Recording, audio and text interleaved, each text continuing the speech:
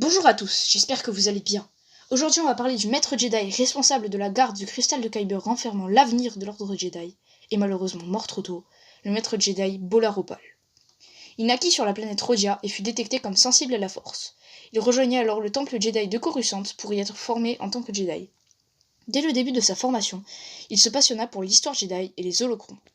Quelques années plus tard, la guerre des clones éclata, mais il fut nommé chevalier Jedi grâce à ses connaissances et prit un padawan, un zabrak nommé Tyson Xebek. Je sais absolument pas si je prononce bien le nom.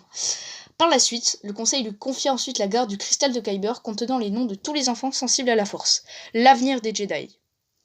Il avait d'ailleurs lui-même contribué à cette liste en rencontrant plusieurs futurs novices.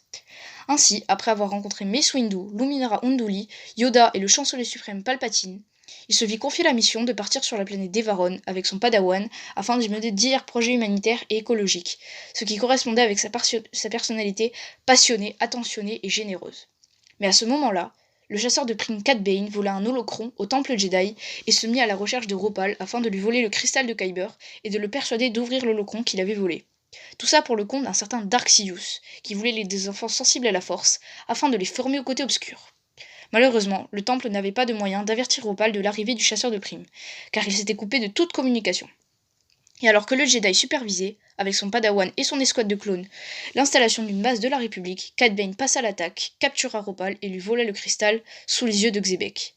Mais Anakin Skywalker et sa padawan Ahsoka Tano furent envoyés sur le vaisseau de Bane afin de secourir le Jedi et de récupérer l'holocron et le cristal.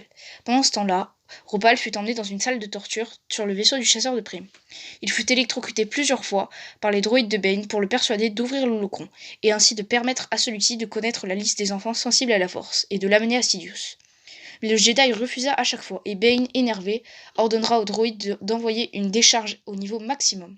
Ropal n'y survivra pas, et il mourra pour avoir sauvé l'avenir de l'ordre Jedi. Quelques instants plus tard, Anakin et Ahsoka trouveront le corps du Jedi, et Anakin demandera à Rex, son capitaine clone, de l'emmener dans son vaisseau afin de lui faire des funérailles Jedi sur Coruscant.